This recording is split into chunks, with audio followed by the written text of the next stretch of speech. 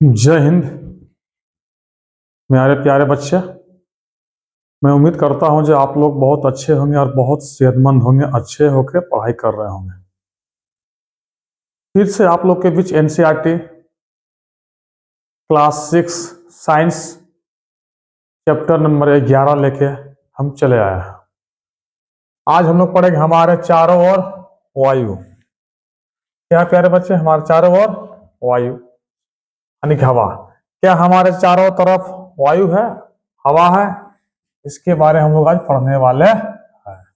ठीक है, चलिए बिना समय गंवाए हम लोग अपने टॉपिक पे बात करेंगे। हम लोग देखेंगे अपने चारों तरफ क्या हर जगह वायु है, हवा ही हवा है। घर में हो, बाहर हो, कहीं भी है, धरती पे हर जगह क्या है? वायु ही वायु है। चलिए आज हम लोग इसके बारे में देखने वाले हैं।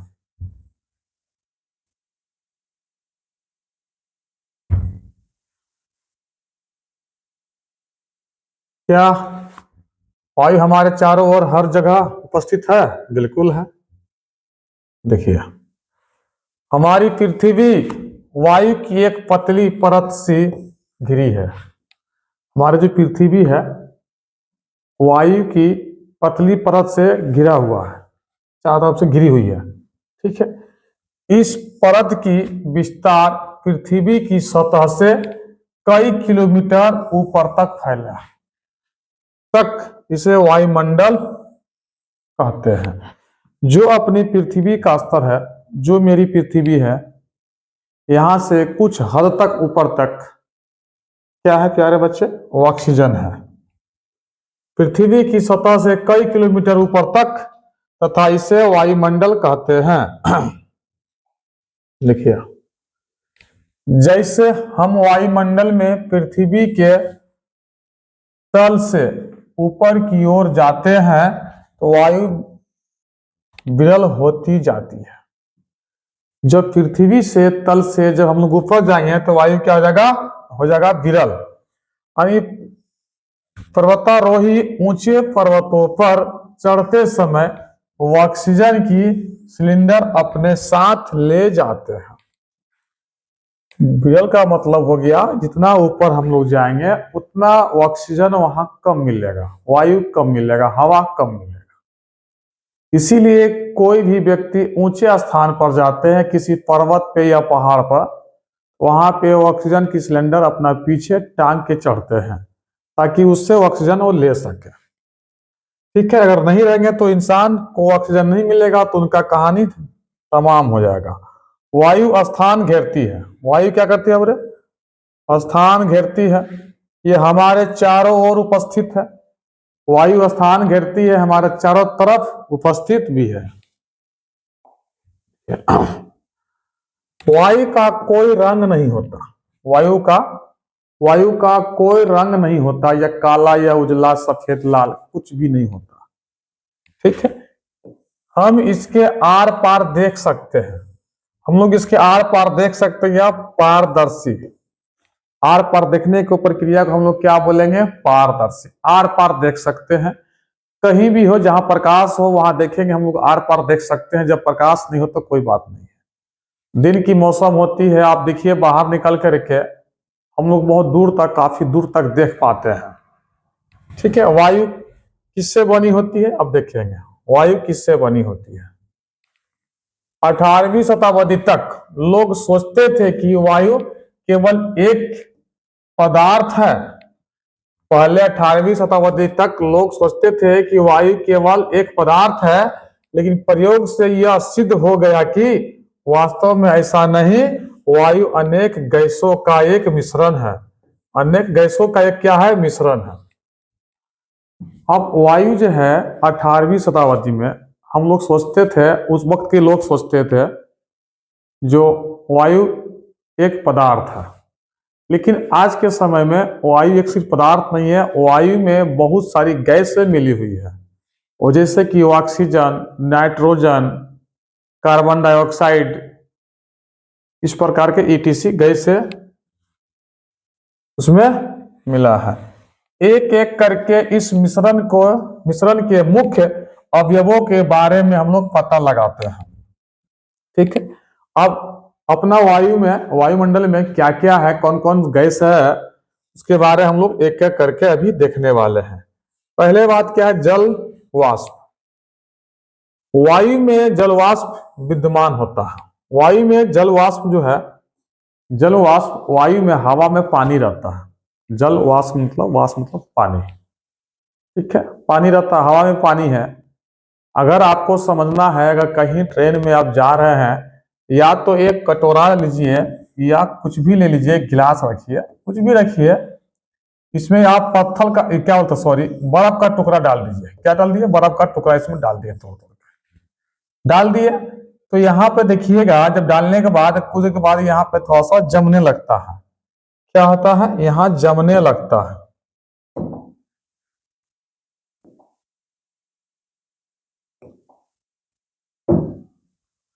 देखिए, एक कटोरा है, ये बर्फ है, इस पे जो है कुछ कुछ जमने लगता है। जैसे यहाँ बीच में क्या है, बर्फ डाल दिया, तो बाहर का जो हवा, यहाँ का टेम्परेचर क्या होगा, ठंडा है।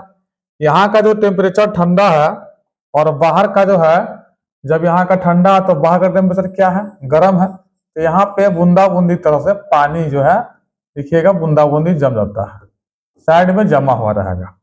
ऐसा क्यों, क्योंकि इसमें जो है बर्फ है। बर्फ जो है, इसमें बर्फ ठंड है और बाहर में वायु में हवा गर्म है। तो गर्म हवा जैसे भी नजदीक इसका आएगा तो ऑटोमेटिक ठंड होगा तो इसमें सटेगा, जमेगा, ठंड होगा तो जमेगा। अंदर में बर्फ है जमा हुआ, तो बाहर का जो गर्म हवा आएगा इसमें सटेगा, जमेगा, और जमेगा तो फिर क्या हो जाएगा, जमेगा तो फिर क्या हो जाएगा, पानी देखने को मिलेगा जहां पानी है। लेकिन हम सब क्या समझते हैं, अंदर से पानी बाहर निकला है, ऐसा नहीं है।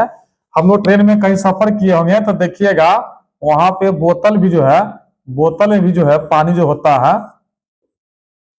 ठीक है, जो बोतल में पानी देखिएगा तो वहां रख देंगे हम लोग, तो देखिएगा साइड में अगर कोई भी ठंडा बाती पानी लेकर के रख दीजिएगा, देखिए बिंदा बिंदी पानी में जम जाता है, साइड में पूरा साइड में जमा हुआ होता है।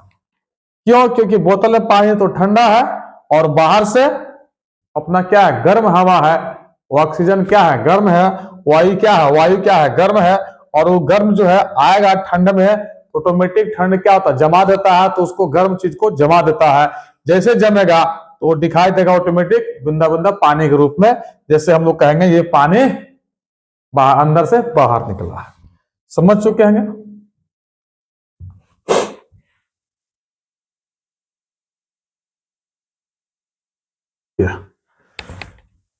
जब वायु किसी ठंडे पृष्ठ के संपर्क में आती है तो इसमें उपस्थित जलवाष्प ठंडी हो जाती है। देखिए, जो मैं बताया वही बात है, संघनित हो जाती है तथा जल की बूंदें ठंडे पृष्ठ पर दिखाई देती है। प्राकृतिक में जल चक्र के लिए वायु में जलवाष्प का उपस्थित होना अनिवार्य है।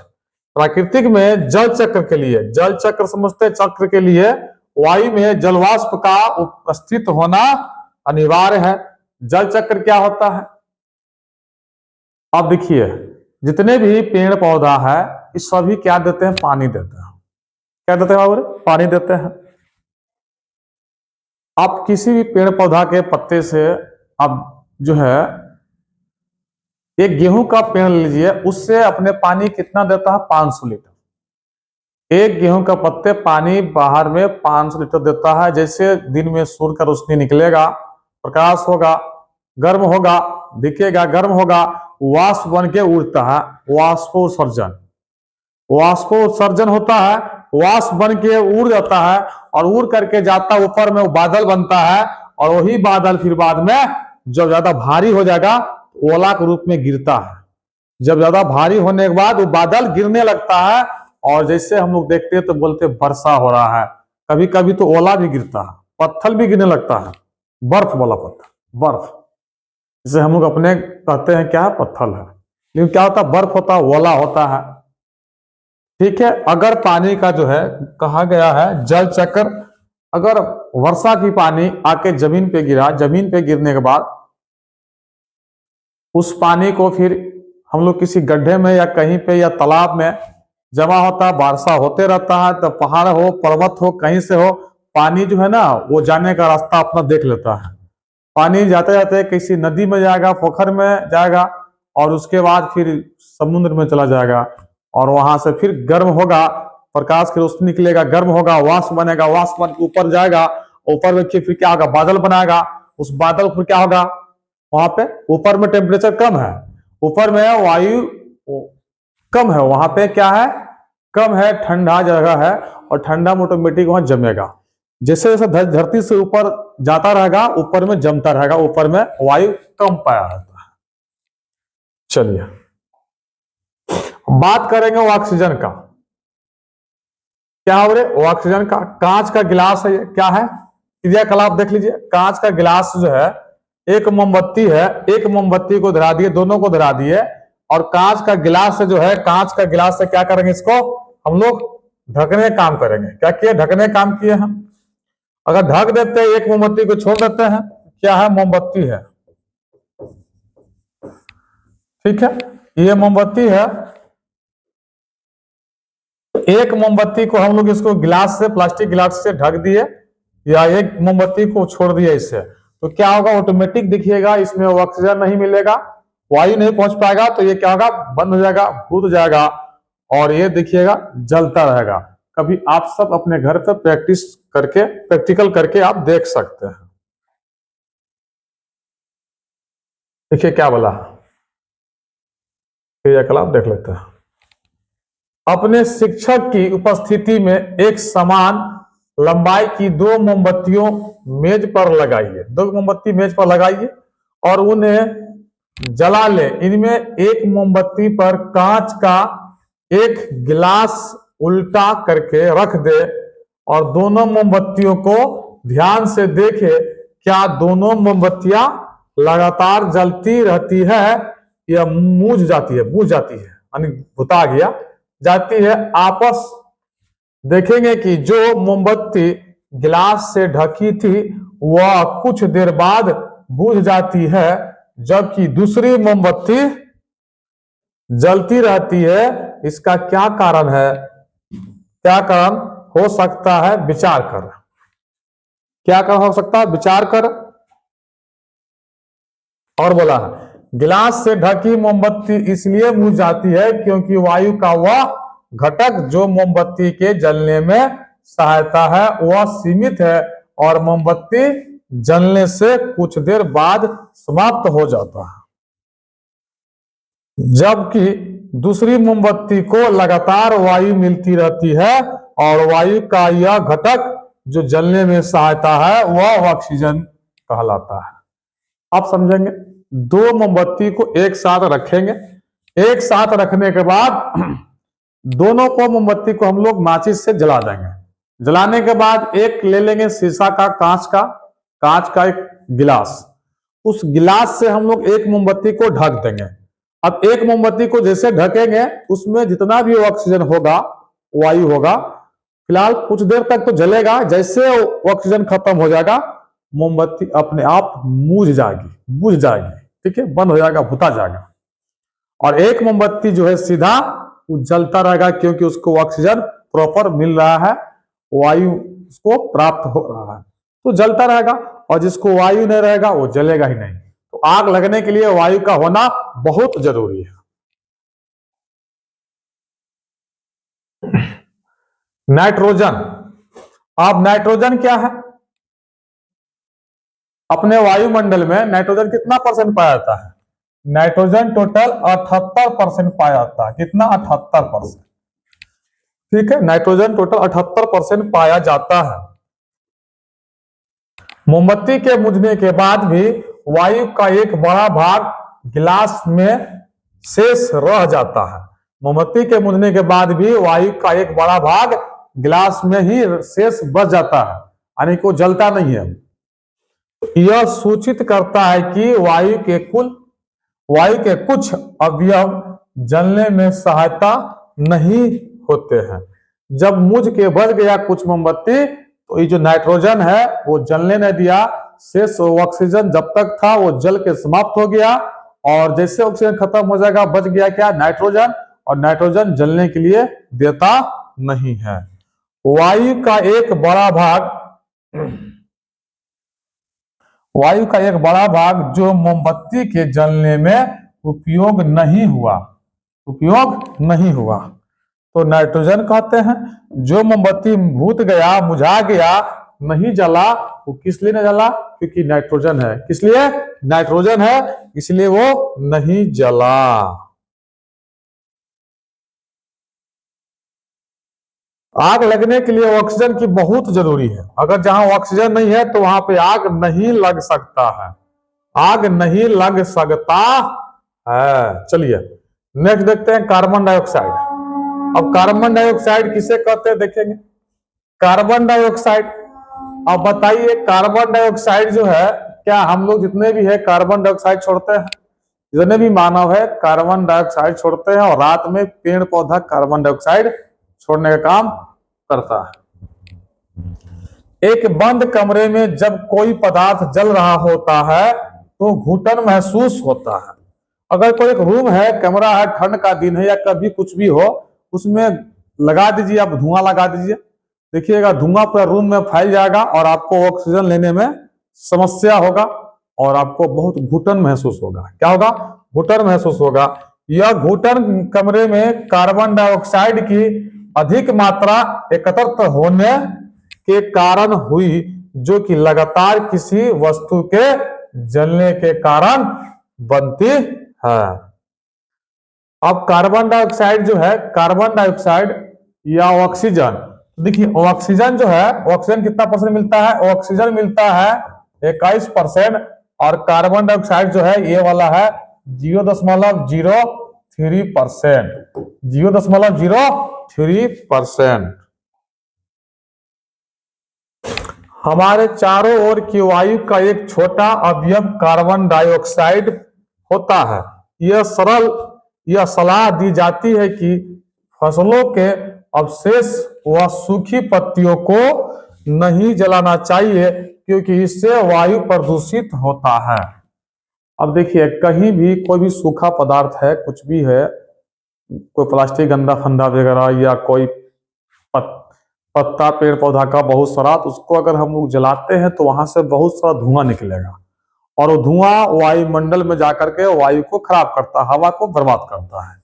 इसीलिए कभी कभी आप लोग कभी देखे होंगे कारखाना का जो होता है उसका बम्मा देखिएगा, धुआं का जो जगह है ऊपर बहुत दूर तक निकाल कर रखता है। ये क्या फैक्ट्री है, और ये से धुआं जाता है ऊपर में, यहाँ ऊपर निकलता है। ऊपर निकल करके वो क्या करता है, ऊपर में क्या चिड़िया पा जाता है, और चिड़िया आसानी से उस धुआं का शिकार होता है, हवा प्रदूषित होता है, उस हवा से फिर चिड़िया अपना शोषण लेता है, और वहां से उस मरना स्टार्ट होगा, बीमारी होना स्टार्ट होगा, और दिन पर दिन चिड़िया पक्षी देखिए समाप्त होते जा रहा है। और नीचे तो हम सब बच गए, क्योंकि किसी भी फैक्ट्री कारखाना से निकला हुआ धुआं जहर से भी खतरनाक होता है, और वो ऊपर आसमान में सीधे गया और वो ऑक्सीजन फैल गया, और ऊपर में चिड़िया चिरकुट बुलता है, उड़ता है, कहानी उसका तमाम हो जाता है। चलिए धूल तथा धुआं। अब धूल तथा धुआं के बारे में देखेंगे। ईंधन तथा पदार्थों के जलने से धुआं भी उत्पन्न होता है। ईंधन तथा पदार्थों के जलने से धुआं भी उत्पन्न होता है। धुएं में कुछ गैस एवं सूक्ष्म धूल कण होते हैं जो प्रायः हानिकारक होते हैं।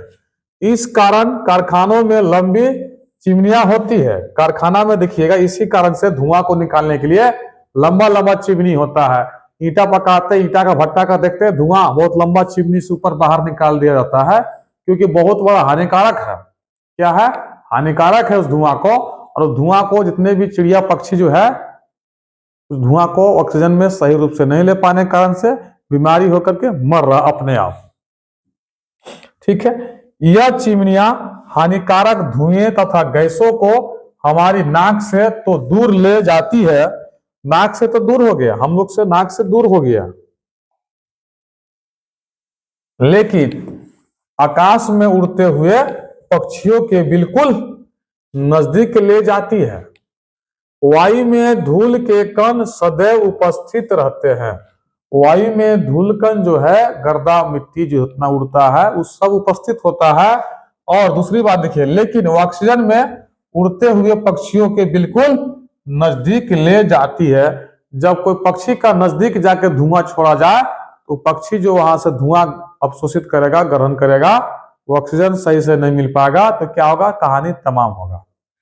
तो वायु क्या प्रदूषित हो गया, उस बीमारी होगा। इसीलिए पक्षियां दिन पर दिन समाप्त होते जा रहा है। वायु में मुख्यतः नाइट्रोजन, ऑक्सीजन, थोड़ी मात्रा में कार्बन डाइऑक्साइड तथा इससे भी कम मात्रा में अन्य गैसें की मिश्रण होती है। क्या थी, वायु में मुख्यतः नाइट्रोजन होता है, तो नाइट्रोजन कितना हो गया, 78%, ठीक है। ऑक्सीजन हो गया 21%, ठीक है। और थोड़ी मात्रा में कार्बन डाइऑक्साइड है, कार्बन डाइऑक्साइड हो गया 0.03%। ये वायुमंडल में पाया जाता मुख्यतः 3 गैस, ठीक है। बाकी और भी अन्य गैस पाए जाते हैं, आर्गन सब, लेकिन मुख्यतः हम लोग इसी गैस की बात करेंगे। तथापि वायु की संरचना में स्थानीय भिन्नता हो सकती है। वायु में नाइट्रोजन तथा ऑक्सीजन की मात्रा अधिक होती है। वास्तव में यह दोनों गैसें मिलकर वायु का 99% भाग बनाती है। दोनों गैस मिलकर वायु का कितना, 99% भाग बनाती है। शेष 1% में कार्बन डाइऑक्साइड और कुछ अन्य गैसें एवं जलवाष्प होती है। देखिए, वास्तव में जो है दोनों मिलकर कितना, 99%। कौन कौन सा, नाइट्रोजन और ऑक्सीजन। तो नाइट्रोजन कितना हो गया, 78%, ऑक्सीजन हो गया 21%। तो ये लमसम जाता कितना, 8 है, कितना 9 और 7 2 9, यानी 99%। कितना, 99% दोनों मिल करके अपना कवर कर लिया है। वायुमंडल में ऑक्सीजन कैसे प्रतिस्थापित होती है, वायुमंडल में ऑक्सीजन कैसे प्रतिस्थापित होती है, इसके बारे हम लोग अभी देखने वाले हैं। देखिए कैसे होती है।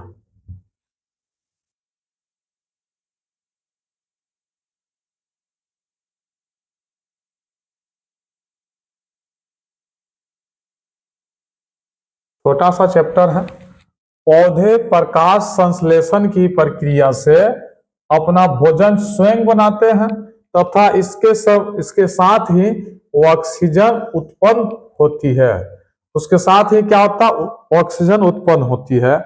जैसे कि पेड़ पौधा जो है प्रकाश की रोशनी में सूर्य की प्रकाश से अपना भोजन को तैयार करते हैं, उसी तरह जब भोजन को तैयार किए तो क्या करेंगे, उत्सर्जित क्या करेंगे, ऑक्सीजन। तो ऑक्सीजन क्या उत्पन्न होगा, जब ऑक्सीजन उत्पन्न होगा उसी ऑक्सीजन को मनुष्य अपने अंदर हम लोग लेते हैं और कार्बन डाइऑक्साइड छोड़ते हैं। पौधे श्वसन में ऑक्सीजन का उपयोग करते हैं, परंतु उपयोग की गई ऑक्सीजन की तुलना में वे अधिक ऑक्सीजन उत्पन्न करते हैं। इसलिए हम यह कहते हैं कि पौधे ऑक्सीजन उत्पन्न करते हैं। इसीलिए हम कहते हैं पौधा ऑक्सीजन उत्पन्न करते हैं। जितने भी धरती पे है हरा पेड़ पौधा सभी ऑक्सीजन उत्पन्न करते हैं, और हम लोग जितने भी मानव है सब कार्बन डाइऑक्साइड छोड़ते हैं। और हम सब ऑक्सीजन कितना लेते हैं, 21%, कार्बन डाइऑक्साइड 78% लेते हैं, और कार्बन डाइऑक्साइड नाइट्रोजन लेते हैं 78%, और कार्बन डाइऑक्साइड लेते हैं 0.03% और छोड़ते हैं 4%। ठीक है, चल देखिए, यह वास्तविकता है कि जंतु पौधों के बिना जीवित नहीं रह सकते। इससे यह स्पष्ट हो जाता है कि पौधे तथा जंतु एक दूसरे पर निर्भर है। क्या बोलते हैं, पौधे और जंतु जो है एक दूसरे पर निर्भर है। इसीलिए पेड़ पौधा लगाना चाहिए घर के आसपास।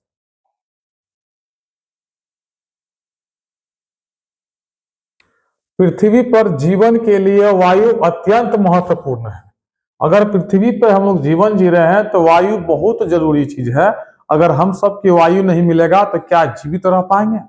जी नहीं, हम लोग जीवित रह नहीं पाएंगे। वायु के कुछ अन्य उपयोग भी है। वायु पवन चक्की को घुमाती है। पवन चक्की का उपयोग ट्यूबवेल से पानी निकालने तथा आटा चक्की को चलाने में होता है। ठीक है, पवन चक्की विद्युत भी उत्पन्न करती है। वायु नावों को खेने में ग्लाइडर, पैराशूट तथा हवाई जहाज को चलाने में सहायता करती है। कौन? वायु। पक्षी, चमगादड़ तथा कीड़े वायु की उपस्थिति के कारण ही उड़ पाते हैं।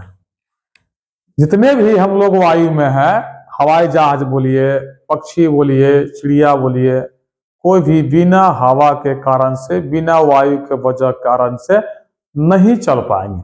अगर किसी पानी में, नदी में, तालाब में, समुद्र में अगर कोई नाव चल रहा है तो नाव में अब क्या है, उसमें भी हवा चाहिए ताकि पाल सीट सके और उसमें हवा के द्वारा ठेल करके नाव को आगे बढ़ाया जा सके। वायु बहुत से पौधों के बीजों तथा फूलों के पराग कणों को इधर उधर फैलाने में सहायता देती है।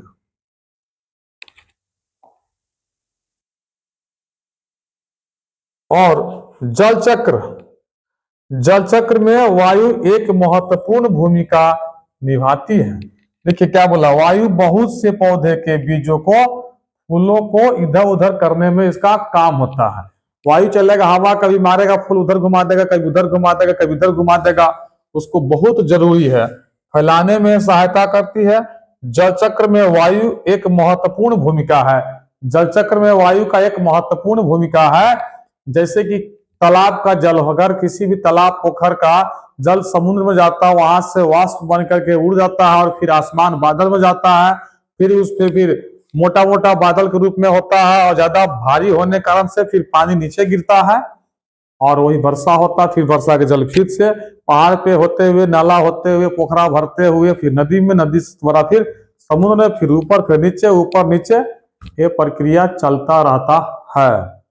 ठीक है, तो हम उम्मीद करते होंगे आप लोग मेरा क्लास बेहतर तरीका से देख रहे होंगे और शेयर भी कर रहे होंगे। इसीलिए मैं आप लोग से मैं कहना चाहता हूं, अगर मेरा इस वीडियो को ठीक लगा या तो मेरा पढ़ाया गया, मेरे द्वारा कहा गया, समझाया गया, अगर आपको अच्छी लगा है तो लाइक करें, सब्सक्राइब करें, शेयर करें और कमेंट जरूर करें। जय हिंद।